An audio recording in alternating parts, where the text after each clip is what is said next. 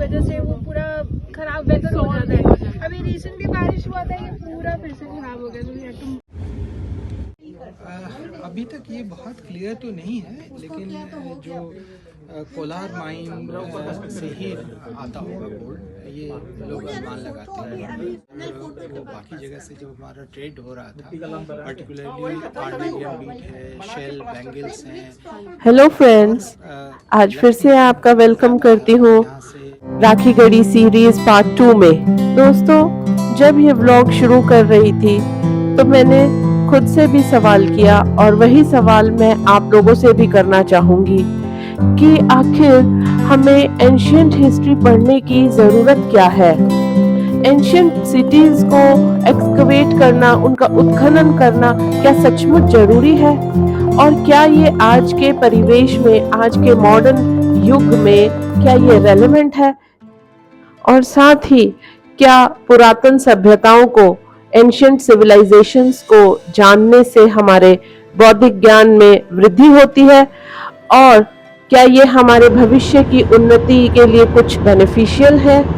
तो चलिए इन्हीं सवालों का आंसर खोजने के लिए ले चलती हूँ आपको राखी गढ़ी, जो कि हिसार में है। खड़े होके भी ले सकते फोटो। कमाल का ही काम है। देखो फिर आगे ना वो ये तो रूरल टूरिज्म है, ये दिस इज रूरल टूरिज्म। नहीं, यहाँ बात ये है ना, हम ऐसी साइट पे जा रहे हैं तो उस टाइम पे ये कैसा होगा। सुंदर जगह होगी, मेट्रोपॉलिटन सिटी।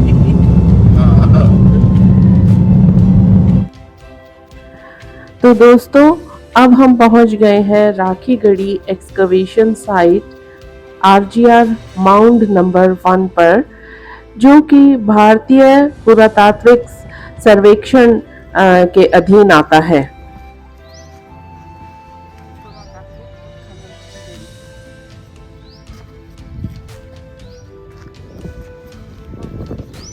तो चलिए यहाँ की थोड़ा सा जानकारी लेते हैं। हड़प्पा सिविलाइजेशन या इंडस सरस्वती सिविलाइजेशन की सबसे बड़ी आर्कियोलॉजिकल साइट है, जो आज प्रेजेंट डे विलेजेस राखी शाहपुर और राखी खास के अंतर्गत आती है। इस साइट को मेजर मेट्रोपॉलिटन सेंटर के रूप में भी कैटेगराइज किया गया है। यहाँ पर 1969 में प्रोफेसर सूरजभान ने हड़प्पन कल्चर की साइट के रूप में इसे एक्सप्लोर करना शुरू किया था। फिर डेक्कन कॉलेज पुणे और आर्कियोलॉजिकल सर्वे ऑफ इंडिया ने यहाँ पर एक्सकवेशंस करी और पाया कि ये एक क्लस्टर्ड सेटलमेंट है। यहाँ पर टोटल 11 माउंट्स को साइट के रूप में मार्क किया गया है और इसका जो पीरियड डेट बैक किया जा रहा है वो है 5000 BCE से लेकर 3000 BCE, यानी कि ये इंडस वैली सिविलाइजेशन से भी पहले की सभ्यता है।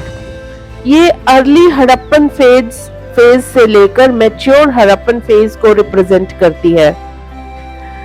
आरजीआर 1 जिस माउंट पर हम खड़े हैं, ये एक इम्पॉर्टेंट साइट है जहां पर लोगों के क्या ऑक्यूपेशन थे उस समय, इसकी जानकारी हमें मिलती है। यहाँ बहुत बड़े पैमाने पर इंडस्ट्रियल एक्टिविटीज होती थी। यहाँ ऐसे चैम्बर्स मिले हैं जिनमें कपड़ों की रंगाई होती थी। यहाँ किल्स भी मिली हैं जहाँ पर टेराकोटा फिगर्स और पॉटरी भी बनाई जाती थी। नहीं, उससे बात करते हुए पूछ लो ना आप। उसी मतलब एग्जैक्ट तो मैं नहीं बता सकता कि कौन से फेस की होगी, पर ये मतलब है 100% हड़प्पन है। मतलब ये पेंटिंग है। मैं एक मैं आपको आते वक्त दिखाऊंगा, इनके कैंप में रखी है। जो इनके पास यूनिक पोट्री थी ना, वो इन्होंने सर पैक कर रखी है। ये तो बहुत मतलब एक स्क्रैप टाइप है, बचा हुआ है सब। ये यहाँ से मिला था, मैं ये टूटे हुए हैं।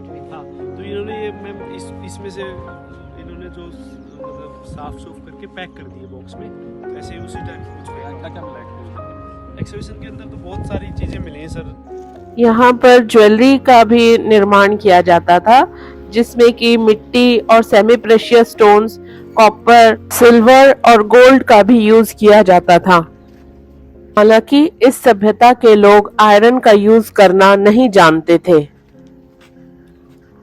ये आरजीआर साइट नंबर 2 और 3, यहाँ पर doctor SK Manjul, joint director archaeological survey of India से हमारी मुलाकात हुई और उन्होंने हमें उस समय के ट्रेड और ऑक्यूपेशंस के बारे में महत्वपूर्ण जानकारियां प्रदान की। डॉक्टर मंजुल ने हमें बताया कि आरजीआर 2 और 3 में रेजिडेंशियल बिल्डिंग्स के अवशेष प्राप्त हुए हैं, जिनमें मड ब्रिक्स और सन ड्राइड ब्रिक्स या बर्न्ड ब्रिक्स का यूज हुआ है। यहाँ वाटर ड्रेनेज सिस्टम भी पाया गया है और स्पष्ट रूप से नालियां दिखती हैं। उन्होंने इस साइट को एक मैसिव स्ट्रक्चर बताया है। यहाँ जो करेंगे ये भी दीवार है, ऊपर जाएगी, दीवार का पार्ट कट जाएगा। तो ये एक बहुत मैसिव स्ट्रक्चर है। अभी तक ये बहुत क्लियर तो नहीं है, लेकिन जो कोलार माइन से ही आता होगा गोल्ड, ये लोग अनुमान लगाते हैं। और ये भी हो सकता है कि रिलेशन मेसोपोटामिया और वो बाकी जगह से जो हमारा ट्रेड हो रहा था, पर्टिकुलरली आर्मेनियन बीट है, शेल बैंगल्स हैं और लकड़ी वुड जाता था यहाँ से,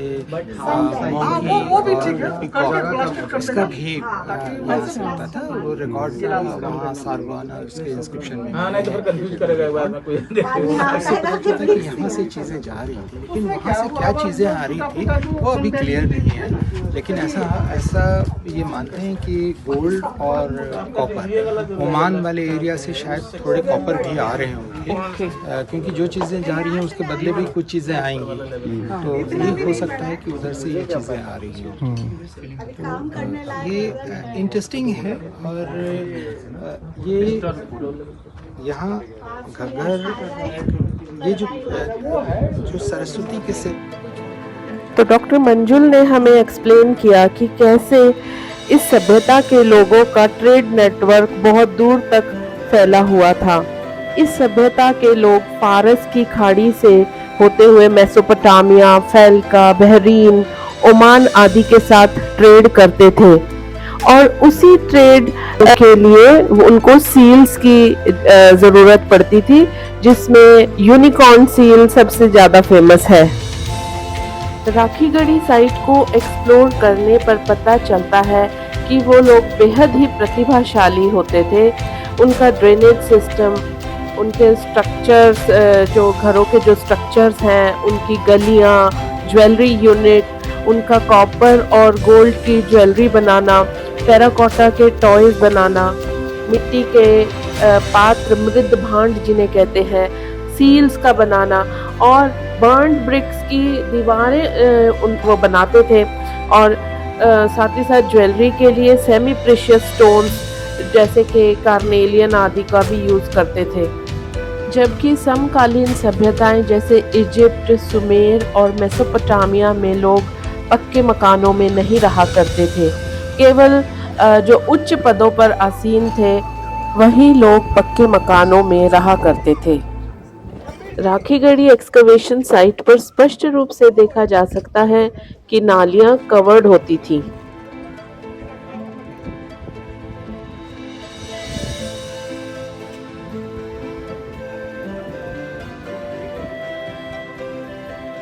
इस सभ्यता के लोगों की टाउन प्लानिंग और आर्किटेक्चर देखकर ये यकीन हो जाता है कि वो गजब के इंजीनियर्स थे। वो नॉन वायलेंट लोग थे जो कि डेवलपमेंट में यकीन करते थे, क्योंकि वेपन्स यहाँ पर एक्सकवेट नहीं हो पाए हैं।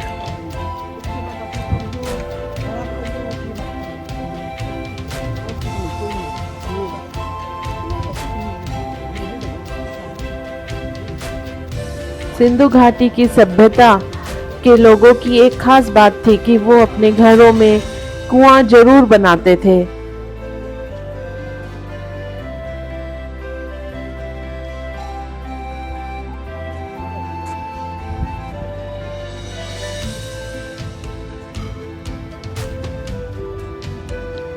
ये आदमी तो उस टाइम पे।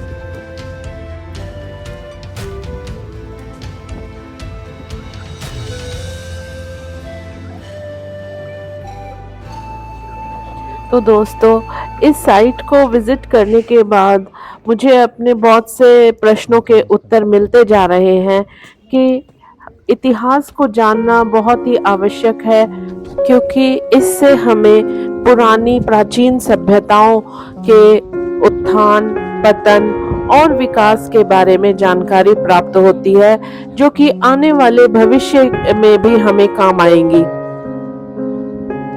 हम कंपैरिजन भी कर सकते हैं कि केवल हम लोग ही विकसित नहीं है या डेवलप्ड नहीं है, हमसे पहले 5-6 हजार साल पहले की सभ्यताएं भी पूर्ण रूप से विकसित थी, क्योंकि उनकी टाउन प्लानिंग, आर्किटेक्चर और क्राफ्ट्समैनशिप एकदम यूनिक है।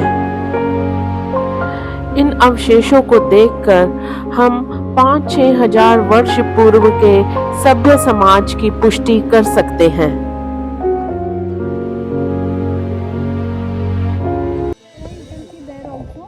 मड ब्रिक और बर्न ब्रिक को मिला के ये स्ट्रक्चर है, which is going in gradient वहाँ out of the fence also। So ये स्ट्रक्चर है, आप देख सकते हैं क्रॉस सेक्शन में पूरा मड ब्रिक का बना हुआ है कच्ची ईंटों। So वहाँ से लेके नीचे तक ऑलमोस्ट 5 मीटर के ग्रेडियंट में ये पूरा स्ट्रक्चर है, which is a solid structure without any gap। So when we started climbing these steps and expands, and also when we investigated there, that's floor number 2, there too we started finding similar nature right parallel, different pieces. And when we studied the contour and we did the GPR and everything, we found out that this particular area, यहाँ से लेके नीचे तक similar structure would have been there, and this area ये pond तो बाद का बना है, this is man made, this is very recent. ये पूरा area would have been an open space. So this would have been something to sit and have communal gathering or anything, like stadium. So because ये mud brick में बना है, it's very difficult for us to trace the traces, the steps, but almost हम लोग काफी हद तक also because ये रेन गली से काफी खराब हुआ है, ये पूरा रेन गली ने कट किया है। मड ब्रिक है, पानी की वजह से वो पूरा खराब वेदर हो जाता है।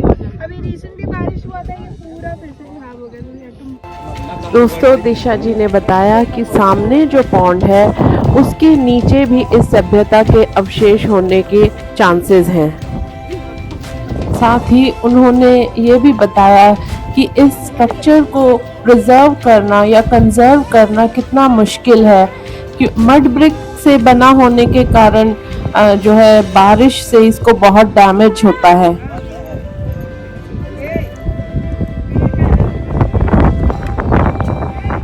ये क्या बना रखा है, ये नाली है। यहाँ पे कहीं ना कहीं इसका टर्न भी होगा, क्योंकि ये एक्चुअली राउंड नहीं होगा, this is a rectangular one, ये ऐसे ही जाएगा।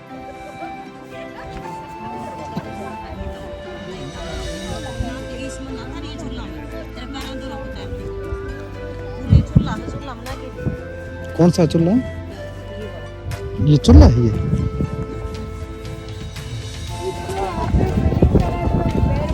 कुछ भी इतना बड़ा जो स्ट्रक्चर है, 6 मीटर का है, उसको कहीं ना कहीं रिपेयर करने के लिए also वो सीधा खड़ा नहीं होगा, you need some control, so this is why we are not planning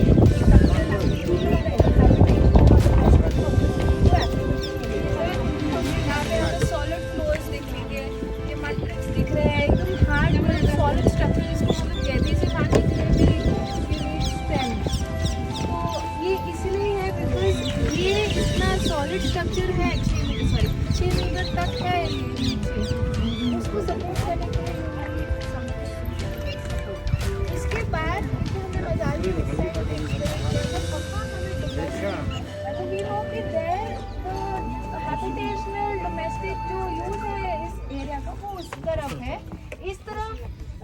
solid structures है, which means that it has a special purpose and it was communal.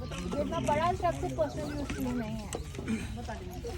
Functional activities वगैरह फंक्शन एक्टिविटीज एक्चुअली ये उसके लिए है. इसलिए यहाँ पे हम लोग को ये मड ब्रिक्स वगैरह मिल रहे हैं. ये पिट जो है, ये जो लूज मटेरियल ये बाद में भी सिग्निफिकेंट है बहुत. ये जनरल पब्लिक के लिए कब तक ओपन हो जाएगा? ये मड ब्रिक में इस स्टेज पे थोड़ा चैलेंजेस है. तो द प्लान वो उस पे शेड लग जाएगा एंड पाथवे बन जाएगा, तो वेल है, अपीलिंग भी है, people will have more interest. यहाँ पे प्रॉब्लम ये है कि ये रेन गली ऑलरेडी कट रहा है, तो बारिश जरा से भी होता है यहाँ पे करने के लिए we need a very different sort of strategy conservation. यहाँ पे ड्रेनेज पहले देखना पड़ेगा, बारिश का पानी कहाँ आ जाए, बिकॉज ये ऑलरेडी बारिश के पानी ने सारा काटा हुआ है. तो अगर इसको ओपन रखेंगे तो फिर और प्रॉब्लम देगा. अलग पे भी कर सकते हैं. तो इस प्राचीन सभ्यता के अवशेषों को देखने पर और इनका अध्ययन करने पर यही पता चलता है कि ऐसी हिस्टोरिकली सिग्निफिकेंट जगह को प्रिजर्व करना एक बहुत बड़ा चैलेंज है. यह अब आर्कियोलॉजिकल सर्वे ऑफ इंडिया की ही नहीं बल्कि हमारी भी जिम्मेदारी है कि हम अपनी इस महान सिंधु सरस्वती सभ्यता की खोज को संजो कर रखें, क्योंकि जो कल्चर राखीगढ़ी के लोग या सिंधु सभ्यता के लोग अपनाए हुए थे, वही कल्चर आज भी कहीं ना कहीं हमारी मौजूदा जनरेशन्स में समाहित है. हम उन्हीं को फॉलो करते हैं.